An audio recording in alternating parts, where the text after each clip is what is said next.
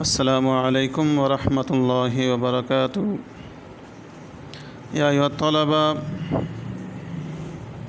قد درسنا الدرس الخامس فی حب الوطن الشعر الکلام المنظوم، واليوم في هذه الدراسة إن شاء الله ندرس تمارين. ومن التمارين السؤال الأول، أجب عن الأسئلة الآتية، آنے والے سوالات کے جواب دیں۔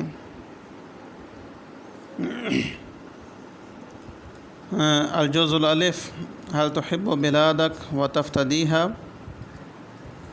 اچھا، یہاں پہ ابلیغ کے بعد دوسرا جو لکھا ہے، هل تحبين بلادك وتفتديها، یہ عورت کے لیے ہے۔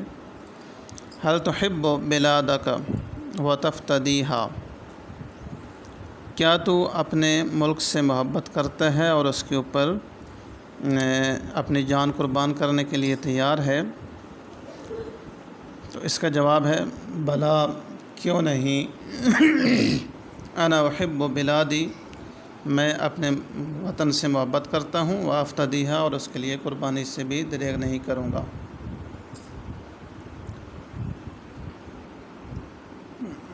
والسوال الثانی الجزء الباء، ماذا تتمنى لبلادك، تو اپنے ملک کے لیے، وطن کے لیے کس چیز کی تمنا کرتا ہے؟ کیا تمنا کرتا ہے اپنے ملک کے لیے؟ اتمنى لبلادی، میں اپنے ملک کے لیے یہ تمنا کرتا ہوں، ان تسلمی وتنعمی، کہ وہ سلامت رہے اور نعمتوں میں رہے۔ اتمنى لبلادی ان تسلمی، کہ وہ سلامت رہے، وتنعمی، اور نعمتوں میں رہے، اس کے اوپر اللہ کی نعمتیں نچھاور ہوتی رہیں۔ والجزء الجیم، من یحمی البلاد ویدافع عن اراضیہا،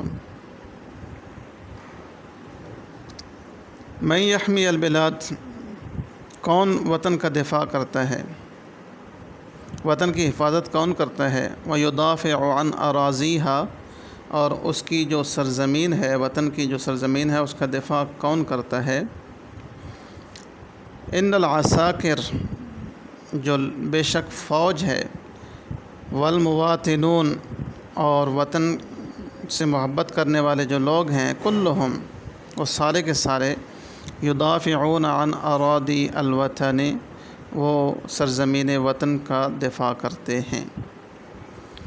تو ظاہر دفاع کے اندر، حفاظت کے اندر پہلا کام جو آپ نے ادارہ دفاع کے لیے بنایا وہ فوج ہی ہے، اسی نے دفاع کرنا ہوتا ہے۔ اور سیکنڈ جو اس کے بعد دفاع کے لیے ہمارے جو لوگ ہوتے ہیں، وہ اس وطن کے باشندے ہوتے ہیں جو اپنے وطن کا دفاع کرتے ہیں۔ اسلام کی روح سے بھی اگر آپ دیکھیں تو سیدنا عمر فاروق رضی اللہ تعالیٰ عنہ نے ایک باقاعدہ فوج بنائی تھی، ان کی تنخواہیں مقرر کی تھیں۔ فرنٹ پہ لڑنے والے وہ ہوتے تھے، لیکن جب وہ فوج کی تعداد کم ہو یا لشکر مخالفین زیادہ ہوں، تو پھر عام لوگ جو فوج میں شامل نہیں تھے وہ بھی جہاد کے لیے جایا کرتے تھے اور وطن کے دفاع کے لیے جہاد کرتے تھے۔ تو اتمنى ان العساکر والمواطنون، فوج اور جو وطن میں رہنے والے لوگ ہیں، کلہم یدافعون، وہ سب کے سب دفاع کر رہے ہیں، عن اراضی الوطن، وطن کی سرزمین کا۔ آگے کوشچن ہے، ماذا واجب الشباب عند الحرب، جنگ کے وقت ایک نوجوان کے اوپر کیا چیز لازم ہے، اس کا فرض کیا ہے؟ جنگ کے دوران ایک نوجوان کا کیا فرض ہے؟ واجب الشباب عند الحرب، جو نوجوان ہیں ان کا یہ فرض ہے جنگ کے دوران، ان یدافعوا عن الوطن، کہ وہ وطن کا دفاع کریں۔ واجب الشباب عند الحرب ان یدافعوا، کہ وہ دفاع کریں، عن الوطن، وطن کا۔ ما ہی عاقبۃ الذی یخون بلادہ، اس کا انجام کیا ہوتا ہے جو اپنے وطن سے خیانت کرتا ہے۔ خانہ یخون کا مطلب ہے خیانت کرنا، بلادہ اپنے وطن سے، جو اپنے وطن سے خیانت کرے اس کا انجام کیا ہے۔ ان عاقبۃ الذی یخون بلادہ یخان یوما، اس کا انجام یہی ہے کہ وہ ایک دن اس سے بھی خیانت ہو جاتی ہے۔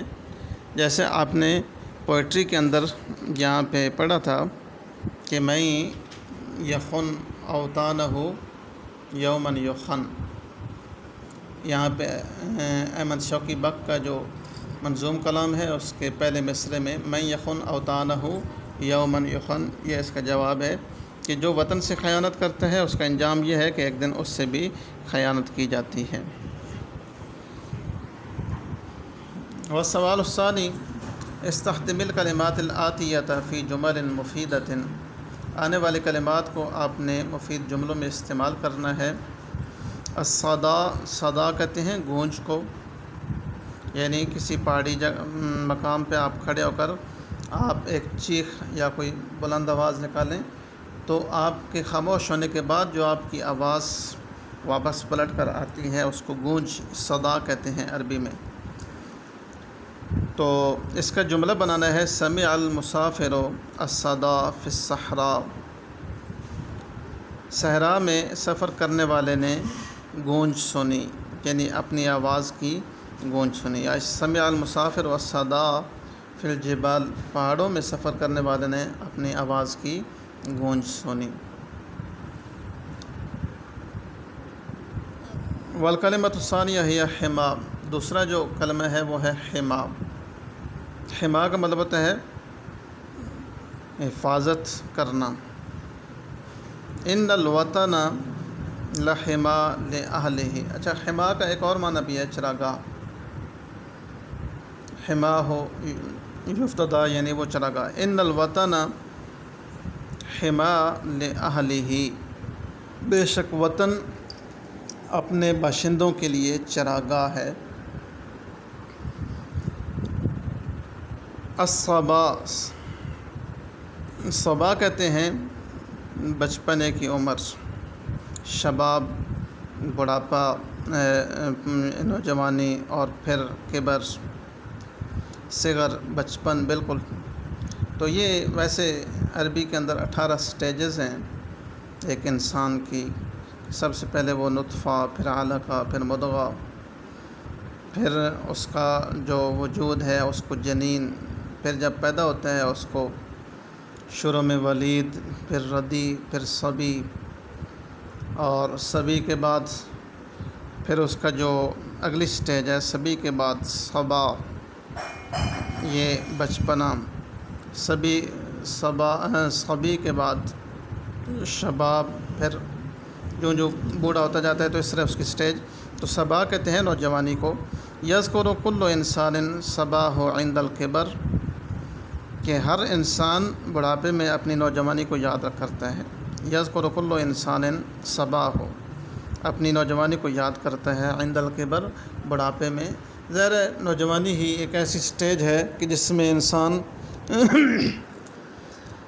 مکمل اپنی زندگی کو انجوائے کر رہا ہوتا ہے، جتنی اس نے فرحتیں اور خوشیاں اس کے حصے میں ہوتی ہیں وہ اس کو نوجوانی میں ہی ملتی ہیں۔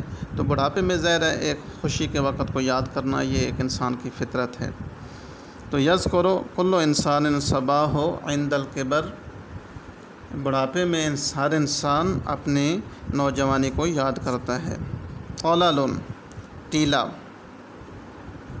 ہناک طلل عند قریتنا، ہمارے گاؤں کے قریب وہاں پہ ایک ٹیلا ہے۔ یا ان العرب كانوا يحبون طللا، عرب جو تھے وہ خانہ بدوش تھے، وہ بھی ٹیلوں کو پسند کرتے تھے، اس لیے کہ وہ اکثر صحرا کی زندگی اور صحرا میں سفر، تو ٹیلوں کی اکثر جو ان کی پوئٹری ہے اس میں ٹیلوں کے الفاظ ملتے ہیں، ٹیلوں کی یاد ملتی ہے، اور وہ ٹیلوں کو یاد کر کے اپنی اس قصائد کا سٹارٹ کرتے ہیں۔ اسمال، اسمال کہتے ہیں بوسیدہ کپڑے، پھٹے پرانے، چیتھڑے۔ لبس فقیر الاسمال، فقیر نے چیتھڑے پہن رکھے تھے۔ لبس الفقیر الاسمال۔ والسوال الثالث یا ہات مفردات الکلمات الآتیہ، آنے والے کلمات کی واحد لے کر آئیں۔ یہ جمع کے الفاظ ہیں، ان کی واحد بنانی ہے۔ ان میں سے سب سے پہلے ہے مشاعل۔ مشاعل جمع ہے مشعل کی، یا مشعل کی جمع بھی مشاعل ہوتی ہے۔ مشعل کہتے ہیں اس کو، چراغ کو۔ ابطال جمع ہے، اس کی واحد ہے بطل، اس کا مطلب ہے ایک بہادر انسان۔ اشبال یہ جمع ہے، اس کی واحد ہے شبل۔ اشبال کی واحد شبل ہے، اس کا مطلب ہے درندہ۔ جیسے ہم نے پیچھے سبق میں بھی پڑھا ہے کہ اذا دعت، جب پکارے،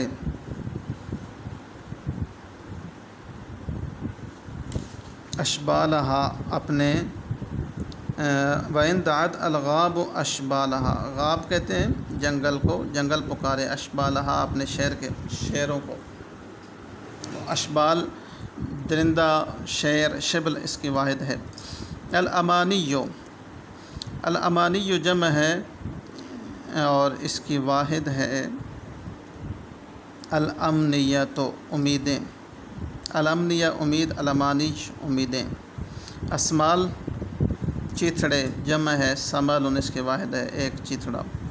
اطلال جمع ہے ٹیلے بہت سارے، اس کی واحد ہے طلال۔ تو یہ 3 کوسچن آج آپ نے حل کیے ہیں اس تمرین کے، سبق نمبر 5 کی تمارین کے۔ باقی جو کوسچن ہے وہ انشاءاللہ ہم اگلے کلاس میں ان کو سالو کریں گے۔ وسنلتقی بالغد انشاءاللہ۔ والسلام علیکم ورحمۃ اللہ وبرکاتہ۔